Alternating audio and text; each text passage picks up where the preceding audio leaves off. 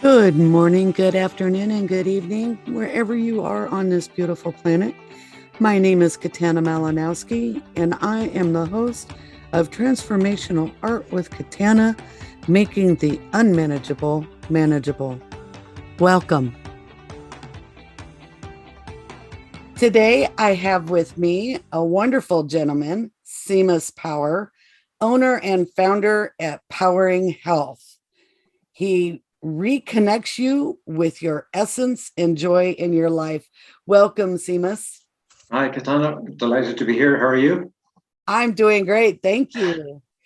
Well, this podcast is all about transformation and everything transformational.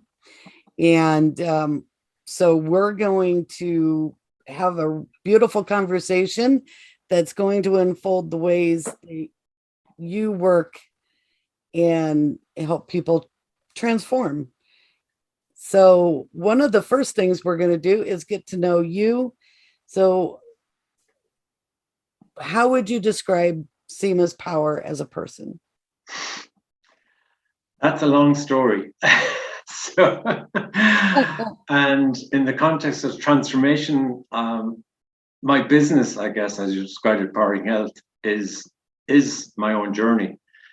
And I go back to my teens to begin with and move forward as quickly as I can to what I'm doing now in the context of transformation, because as I described, that my life is my learning, it's a lifelong learning, and my business now is my applying the lessons I've learned throughout my life. As a teenager, and as I subsequently found out, many teenagers are very, very hard on themselves. Yeah. And I was no different in that. I focused really on, who would love me were some of the questions I was asking myself. Really, really hard questions of being down and low in confidence and low in self-esteem. And again, I thought this was perhaps normal and accepted it in my teens, like, this is just it. But strangely, one thing that really reinforced or helped as a kind of antidote to that kind of self-loathing was the love of sport. And it was something I think that kind of kept me sane without being too dramatic about it.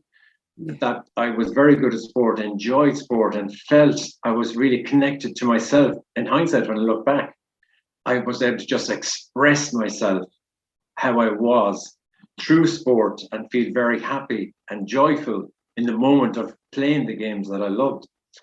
And that was the kind of Jekyll and Hyde situation I had that persisted, I guess, for the good part of my life through following a template that was someone else's idea of the life I should have. And I think that's something when I look back, I'll look back on as well, in that many of us, from when you're kids and through the influence of family, through the influence of society, we go on this road of the planned out template of the education, the relationships, the college, the study, the work, the marriage perhaps, or relationships, the kids, the car, the career, and it's all laid out there, and we just have to follow this template and everything will be fantastic. And I followed that template for 30 years until I finally woke up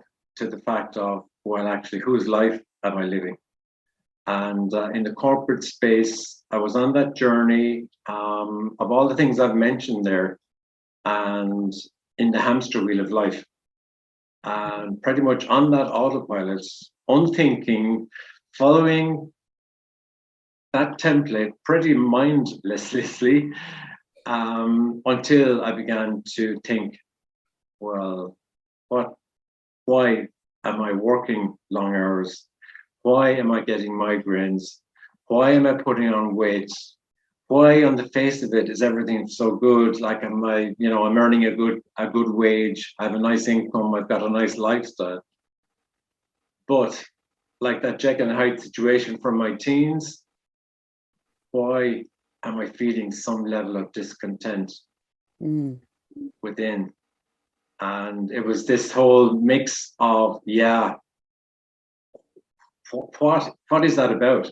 And a lot of people, and my ideal clients now, are the people who are beginning to ask themselves and sense and feel that disconnect between the external, oh wow, everything is fantastic, versus, well, why am I feeling this discontent? There's something missing inside me.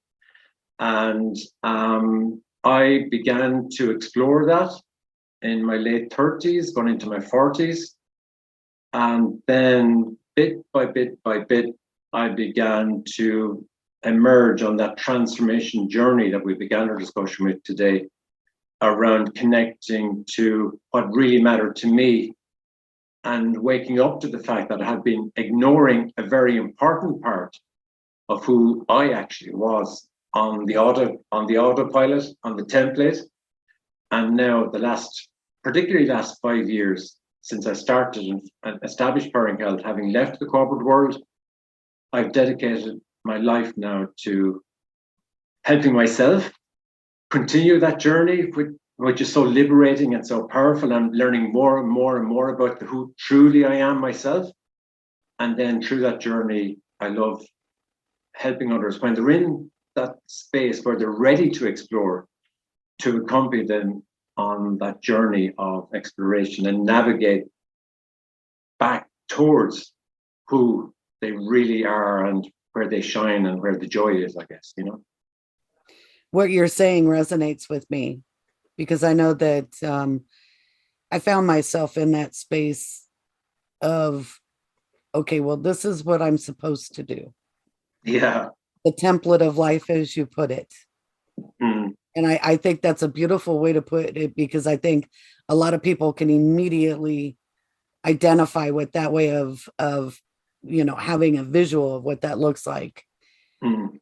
And so many people give up their essential nature, their wholeness of who they are deep down inside, to follow Yeah, those templates. exactly. You Really know, do. Yeah. and it's a difficult place because it puts us out of alignment, with our spirit, with our soul, Mm. because Mm. we all have a With their true selves. Yeah. yeah, we all have a purpose for being here. And when we're not in alignment with that, that's what creates the stresses. That's what creates the overwhelm and the choices that don't support us, that Yeah. are disempowering, because we're just striving to people please. And that's such a Yeah. And it's the mindless choice. And it's more about shifting to mindful choice. yes, And there's yes. such a big difference, you know? um I'm been working with some information that a friend and colleague gave me about understanding ourselves better.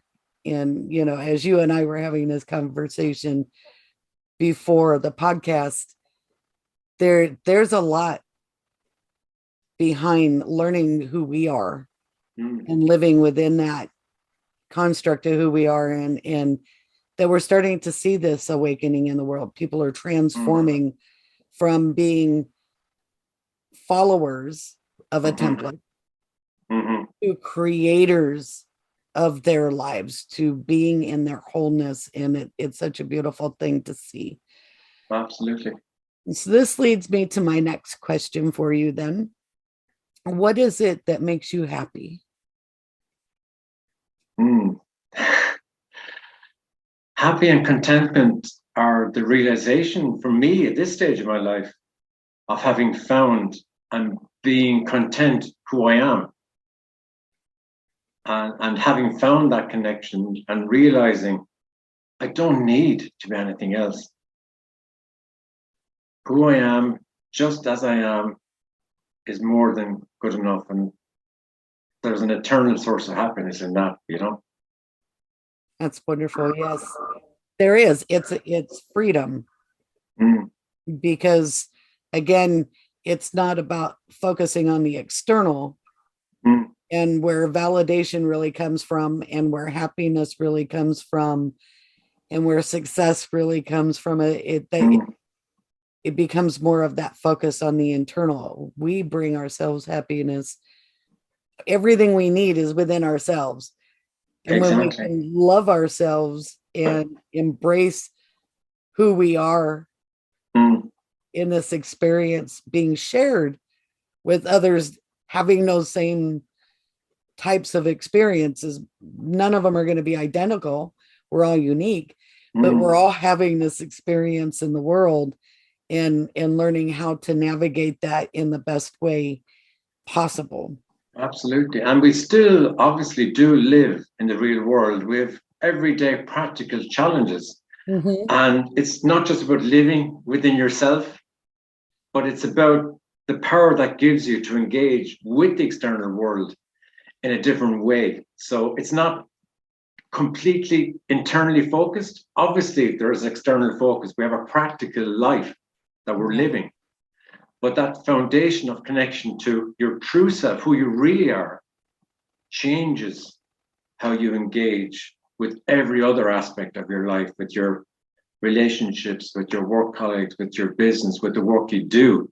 And that for me is the balance that's achieved through the fundamental building block of that connection to who you really are, away from the template that you figure you should be following.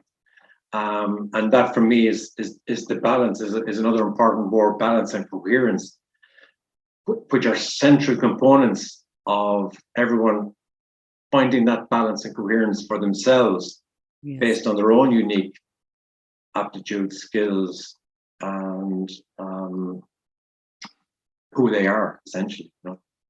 Yes, it is um, essential that we are able to be who we are and at the same time be with others. Exactly. That Yeah, balance. Yeah, I love absolutely. that. So my next question for you then is the converse. What is it that makes you sad or angry? Inequality. Mm, People being unfair, I guess, or punishing others, or people maybe jumping to conclusions, are not allowing others to be themselves. Um, it's kind of a similar argument, I suppose. It frustrates me sometimes that perhaps there's circumstances where people feel they've got to be and follow that template because of pressure, perhaps from others, other important people in their lives, whether it be, bosses, work colleagues, partners in your relationships. And that makes me angry because it's restricting people and not allowing them to be who they are. So that causes me frustration, perhaps anger sometimes. And yeah, because it goes against everything now I've come to believe that's so important yeah. in every human being's life, is the ability to be themselves. And when there's obstacles put in the place of that, I have a real sensitivity, I guess, to that through my work and through my own journey, I suppose. Yes. The inequality is a huge one. And I know we were having this conversation beforehand, that gap between certain Mm, members of our global community mm. and the rest of the members of the global community, and just how large that gap is. Yeah. I mean, so there's the privilege, and then there's those in poverty, and there's a wide gap between the elite few at the very top of the pyramid Mhm. versus those who are at the extreme opposite and really struggling with many aspects of things many people take for granted. And I mean that really brings it home, this world that we're living in, and that and that gap. How do we begin to close that gap between the people who really you know um, have nothing to that have nothing missing in their lives, like, but somehow, from what I've described earlier, at a human level, there may be a lot missing, and a big opportunity for people who have that very high level of income or lifestyle or whatever way you want to describe it. Right. But at the human level, there's so much I think that those people could benefit from, as well as a way of blending somehow the two extremes that we're speaking to here, like the elite levels versus those who would really benefit from coming and raising from the low level of poverty many people are experiencing in this modern world, especially now with post-pandemic and with the war and the uncertainty associated with the war in Russia and Ukraine. It seems to be becoming even more difficult for many people to feel that there's hope, honestly, around lifting and closing that gap between the haves and the have-nots, I guess, Yes. I have a visualization that I use with people, because the funny thing is, I think that the people who are in the have category, as to use a vernacular or a word phrase that people understand, is that there's the people who are at the 1% and 2% of ownership of assets, money, houses, and all those influence. things. Yeah. And influence, yes. And then you have the 98% of the people that are just doing everything they can to survive, to get through day to day, to have an existence, which often impedes the process of being able to enjoy who they are, enjoy their family and things. But the interesting thing is that if we could get that gap changed in terms of just seeing people, each other, as humans. So if we could bring that into alignment, my visualization that I've often told people, I said, when you go to a park in the summer and you see people everywhere that are, barbecuing and celebrating and having fun, and everybody sharing the same space, you don't know who those people are unless you're deliberately taking an action to know.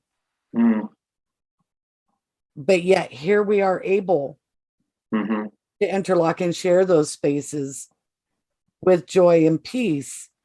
And it seems to me that, but when it comes to stepping out from a shared space of like that, there's a disconnect. Yeah. And I mean, this brings me back to the conversation we had earlier as well. Practical steps of making business more humane. I think it ties into this exactly, around health and well-being and engaging with your employees. I would encourage progressive businesses to include health and well-being of that connection back to self and health and well-being, specifically in that space of being a core business strategy that helps the growth and development of your people, but also contributes in a central way to the growth and development of your business as well. And that for me is a practical way of, perhaps one way of closing that gap between the elites and those below, who may not be benefiting as much from those people who, let's call it, have everything, inverted commas. Yes. It could be a great way of the influencers and the leaders within organizations to develop a more humane engagement with themselves, but also develop a humane engagement with their employees as a strategy to help close that gap, better have people, I suppose, feel that they're people and not just mechanisms within a capitalist machine that's there to churn out growth and profits and more growth and more profits, but that there's a rebalancing somehow back to making business more humane from what I would describe as the hard-nosed, modern, capitalist-focused growth business into business that is more humane and engages with employees, engages with customers, engages with all the key constituents of business in a more balanced or coherent way that still contributes to the growth and development of a successful business. So very much in the way there's a coherence within what I've experienced in my own life between that Jekyll and Hyde that I described. I think there's potential there for businesses to rebalance towards a more humane approach, and yet not step away from devaluing how successful their businesses can be as well, but as I can only describe a more humane balance, I guess, that meets the needs of all the constituents, perhaps in a better way than it is done today, Yes, and I like that we're kind of talking about this at the moment, because I think what the focus is that people are trying to get the point across to the major corporations and to the big businesses is that they're forgetting that within the word humane is human. Yeah. And we have to nurture our human. If we don't nurture the human side of the world, yes, there's business. Business happens because we have needs that we need to take care of. We need to create power, whether it's wind, solar, hydro, or electric. I will leave out the fossil fuel. That's my choice. And we need food. So we need the producers and the processors. We need communication. So we need, again, the creators and the processors. So these are things to be embraced at the same time. And I understand profit. I understand that completely as a business owner myself. Because when we have money, we're able to help more people. Absolutely. The more we can sustain ourselves, the more we can give. And I'm learning more and more about the health of money and being healthy with money, which is a whole nother component and a whole nother discussion that could be had in one podcast itself. But it's that need to remember that we're human. We need rest, we need rejuvenation, we need play. And I believe that there's a way to incorporate this in what we do in our business lives, and it will build better relationships. It'll build a better, it'll allow us the relationship with ourselves. And by strengthening that, then we have better relationships with clients, potential clients, and the workforce in general. And I think that it will create a more vibrant and thriving system than we currently are seeing right now. No, 100% agree. And it's the nourishment. When we think of nourishment, we think of food and the drink, but it's the emotional nourishment as well of that connection to self. That is as and perhaps more important than the physical nourishment. And that connection to self, you've just described it, I think, as well. We're saying the same things from different perspectives with different words, but it's exactly that. It's allowing ourselves as the foundation building block of ourselves as people, how we show up in the world, how we develop and grow our businesses, the passion we have for the work we do, built on that foundational connection to our own essence and who we are. And by living the template, we're not doing justice or in any way delivering on what we can deliver when we're connected to that authentic self and living and showing up from a place where we're just different, completely different beings, Yes. And before I move on to the next question, I want to say that I want to be mindful of what we're referring to as the template approach.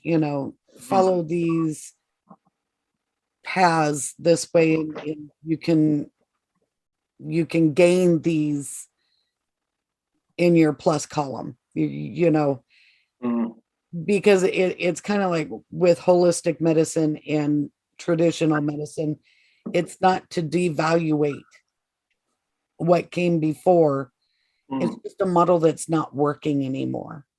mhm, And it's time to incorporate the next thing that's working and incorporate it in there so that there's a wholeness approach, and that we're more embracing of what can be, even if mhm. it's unknown. Yeah, I mean, it's an evolution, perhaps more so than a transformation. You Yes. know, that we've tried this, you know, especially the last 20, 30 years since like, that's part of the reasons I founded Powering Health, was the acceleration we've seen, and, you know, in many ways facilitated through the technology revolution of internet, food technologies, the lack of exercise in this modern chaotic world, and we're spending more time sitting down, um, more time on social media, comparing ourselves. All that whole environment has really accelerated, and perhaps now it's time to evolve and learn the lessons from this acceleration, and maybe to decelerate perhaps somewhat, or go a slightly different direction based on, you know, what we've just been speaking about today, and take the learnings from what we've learned in the last 30 years of hyper speed acceleration, I guess, you know. Yes. There's so much to that growth and transformation and evolution. I think it's all part of moving us to that next understanding and level of access to more Mm. that's in front of us and available to us. So thank you for that. My next question for you is, when you were young, what did you want to grow up to be? A truck driver. What? And I'll explain a little bit about that. From the year of when I was 4 or 5 years of age, my dad owned a small cooperative creamery milk processing plant, Okay. and he used to have a driver. This is back in the 70s, 1970s, that is. And I used to go on trips, just with the truck, out around doing deliveries and collections and God knows what. So that's what I wanted to be, from the age of 6. I went, age of, I suppose, 5 or 6, 7, all those years. And then I went through a phase of wanting to be earn my living from playing the trumpet. So I was at my parents to buy me a trumpet for Christmas, or get Santa Claus to buy me a trumpet. And then, honestly, from then on, I didn't have a clue what I wanted to do for so long after that. But that's where my career aspirations began, was being a trumpeter and a truck driver. Wow. Did you ever get an opportunity to drive a truck? I never did. I've never taken it up, but it's never too late. You never know. Never too late. I agree with that. Did you ever get an opportunity to play the trumpet? I never did either. No. I Oh, went through a phase in my teens of perhaps learning the guitar, and I think my sporting activities kind of got in the way. So that's something I've never done either. But you never know. Life is short, so I might take that up someday. the interesting thing is, the first instrument I learned how to play, and I play 7, was the trumpet. Oh, So that's wow. interesting Okay. that you brought that up. What a neat connection. Um, so with that, um, what is one thing that you would like to see changed in the world today? Without going back to my core mission, it's more people connected to who they really are and feeling happy within their own skin. I mean, that's my mission. I'm running a program right now. This is my plug, for Step Away for a Day, and that's the program. That's my bread and butter. That's ultimately what Powering Health has become about, is to give people who are ready to explore this discontent, this whatever it is underneath that they want to and feel ready to get into as the channel to who they really are. I'm running a program called Step Away for a Day, which is exactly what it says on the tin. Take yourself away from this busy, chaotic life and give yourself an opportunity to really reflect. And the emphasis on really step into and allow yourself, and that's another important word, to just be and give yourself a chance to process the most fundamental and important things from the heart. And I incorporate heart focused breathing from Heart Math as a really powerful channel during that Step Away for a Day event, to use heart focused breathing to connect slow and almost a tangible connection to the heart at a level that participants may perhaps have never had a chance to connect at the depth that we do in that session. So it's pretty profound, it's pretty deep, and it's designed to help people who are ready to explore that space, to give them ample opportunity to be in a safe, compassionate space where they feel supported to go on that journey. So that's everything that means to me. That's what I'm here to do for the rest of my life, essentially. You know? That's beautiful.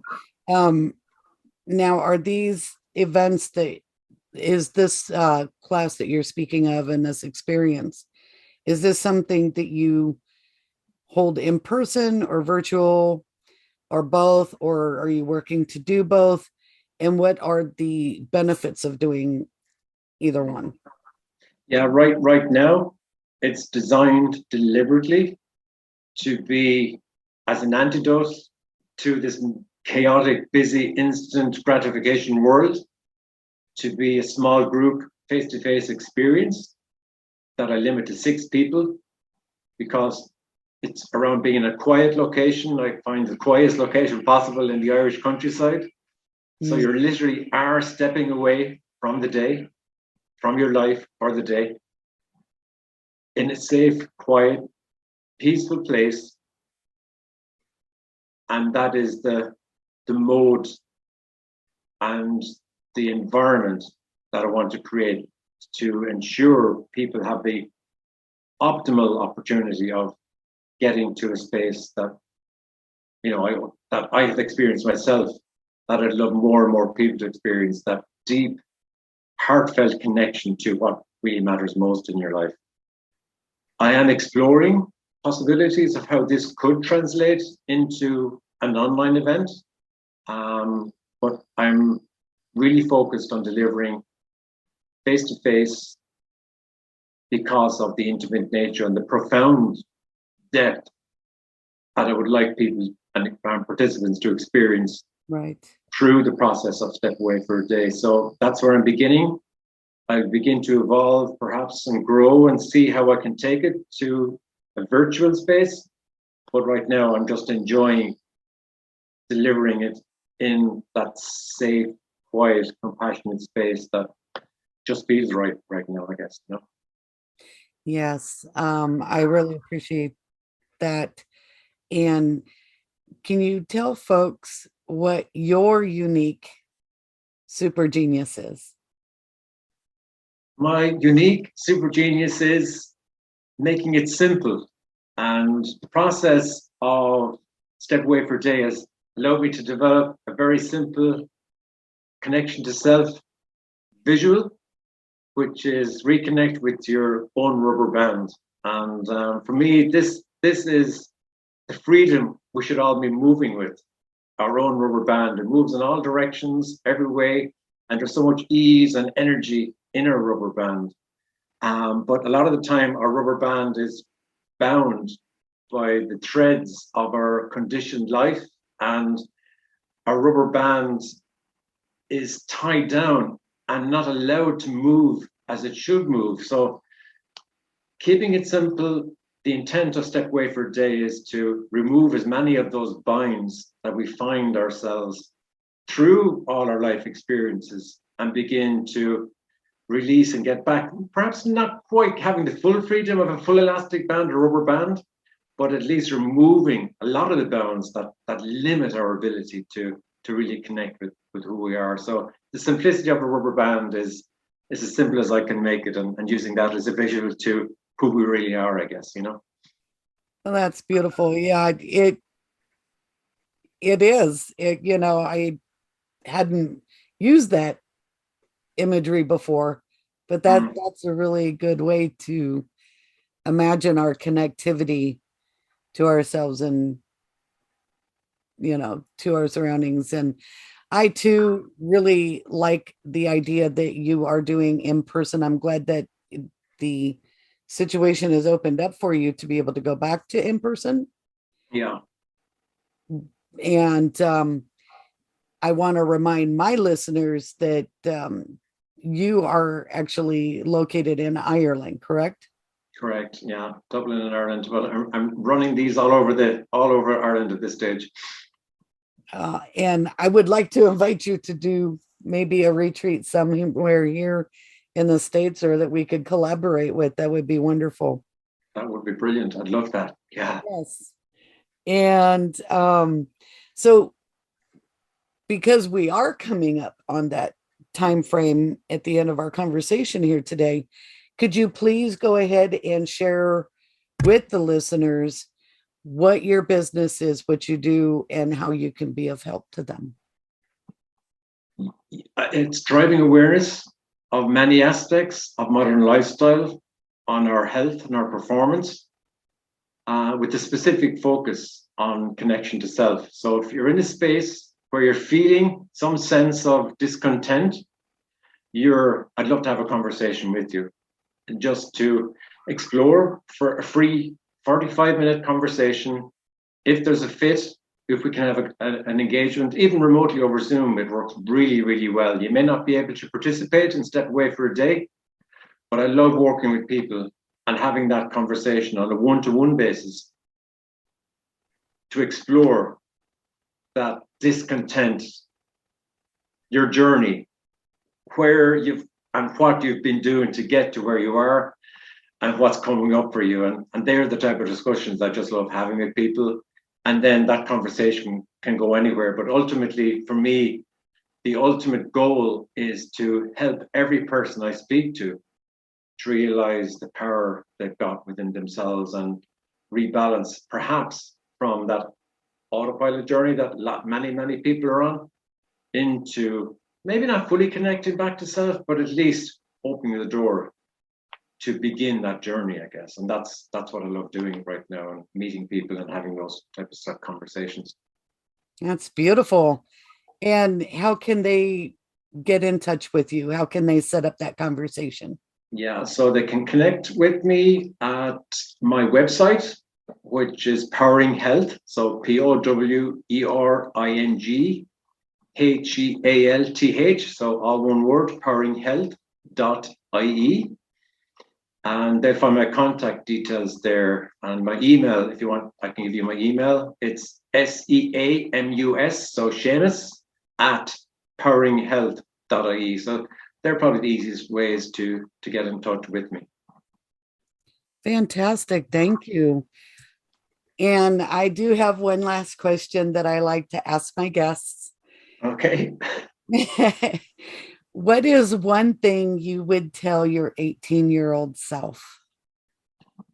Love yourself more than you do.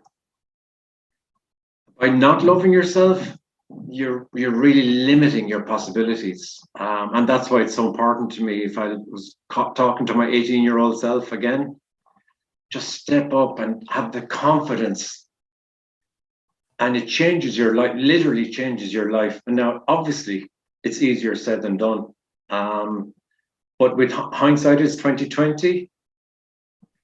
But the power of loving yourself and speaking kindly to yourself, it's all that really matters, I think, at the end of the day. And having the ability to be kind to yourself. And we beat ourselves up so much with our own what we tell ourselves, and we 90% of what we do in a day could be absolutely brilliant, but it's the 5% or less than that of the things that don't go right are the things we rehash and beat ourselves up over. And if I was back as speaking to my 18-year-old self, accept things aren't going to be perfect in your day, accept the 5%, but don't beat yourself over them, and use them as a learning opportunity rather than something to beat yourself up with. And that's the context of loving yourself more. If I was speaking to myself as an 18-year-old, as an 18-year-old, just accept things don't go, like every day isn't perfect. Accept it, learn, and move on. But remember to be grateful for the 95% that did go really well, that you were perfect, that you really did well, Yes, we both experience difficulties with our teen years, and many people do. Yeah, It's a really difficult period of time in life. You're no longer a small child, so people have expectations of you to quote unquote grow up. Yeah. And you don't get the rewards for behaving that way. And at the same time, when you then want to step into that role of having grown up, and they tell you, well, you're just a child, be a child. And so there's this massive contradiction and constantly going on where you're trying to fit into one world or the other. And it often feels like there's just not an actual space for us to actually be teenagers and what that offers to the world. And the pressure that comes with that. And for me, again, speaking back to my 18-year-old self, was feel free to confide and speak to someone, because it's only now I realize you weren't on this journey yourself or experiencing these type of feelings. Everyone around you was, but somehow you convinced yourself that this was only you. And having I suppose, and realizing, and I'd encourage all teenagers now to realize that this is a normal part of growing up and maturing and evolving. And if you're feeling a sense of difficulty or strain or stress, to speak and have a conversation, because you're never alone, Yes, and I really appreciate you bringing that into the space, because it is something that is now coming up in my peripheral. It's something that's always been there. Part of my purpose has always been to bridge that gap between the teen world and adult world, because it seems as if we hit a certain point in life as human beings, and then we deny that there was an aspect of our life called the teen years. People reminisce fondly of when they were 5 or when they were 7, but you don't often hear that with regard to their teen years. And my teen years, my art was what saved my life. And having some mentors, particularly one in particular was a police officer. And even though I was a troubled teenager, and I did experience a lot of troubles, there was that one person that held that space for me and said, you're just going through what most teenagers go through. Absolutely. I have recently come upon some people that are looking for people to work with their teens, and I've been approached about 2 of them now. And I hadn't considered that.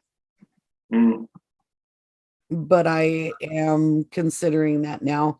And I do have somebody who's offered to look at that as a collaborative thing.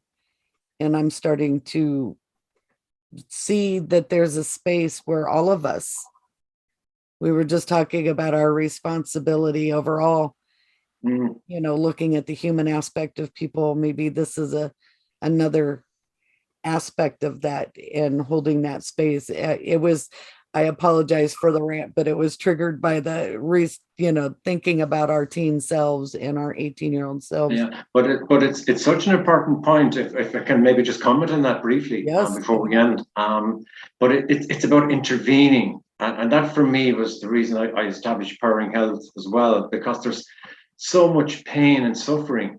In my own experience from my teenage years, I could call it suffering, but I was so hard on myself. You could describe it as suffering. Perhaps not to the same extent as a suffering for other individuals, but you can't compare that. I was still feeling a sense of discomfort. But allowing and encouraging teenagers, or any people, but particularly teenagers, we're speaking to that topic right now, to intervene on and begin to engage with that suffering. That for me is something that will stand to people for the rest of their lives.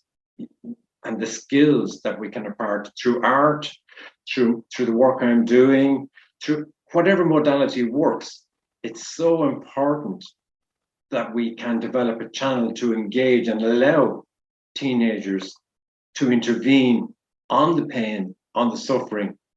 And really that for me is a part of what Powering Health is there to do, is to help people at any stage of their life to begin to intervene on discontent, suffering, pain, whatever way you want to describe it, and then live a happier, more fulfilled life, I guess. And the sooner we can intervene in that, for example, at the teen stage, all the better, as far as I'm concerned. Yeah, I know. For me, the teen years were extremely difficult. I went through a tremendous amount of, I'll just label it, pain. I attempted suicide 9 times before the age of 18. Mm. And so it is a near and dear topic for me to add them into what will be. Yeah, you have so much like to leverage from that experience. Yeah. Yes. And I really believe that it's important that a lot of these disconnects that maybe we feel in the world are because we do disconnect each generation. There's the children, there's the teens, there's the adults, and even begin to break that category down, where we need to really start seeing everybody for their value at their times. Absolutely. And the beauty we all have within, Absolutely. Well, this has been an absolutely beautiful conversation, and I really appreciate you taking your time to be here with me today. And I look forward to more conversations with you. I hope we get to do more. Yeah, it's brilliant. I've really enjoyed it. No, it's been fantastic. Thank you for asking those really brilliant questions, because it's the questions bring out, the thoughtful, I suppose, the thoughtful responses, I guess, as well, that you might necessarily draw from people, by not asking those great questions. So I appreciate that. Thank you. And with that, we are now at the close of our time together. So I'm going to say thank you. Thank you for, holding this space all the way from Ireland. I really appreciate that. And I'm sure our listeners do too. And I'm going to wish you a wonderful rest of your day. Thank you, Katana. It's been a pleasure. Thank you.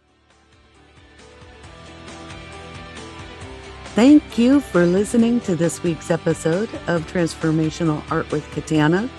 If you enjoyed the show, please click the like button and share the link to this podcast with your family and friends. To connect with me personally, please send an email to transformationalartwithkatana@gmail.com. Have a beautiful day.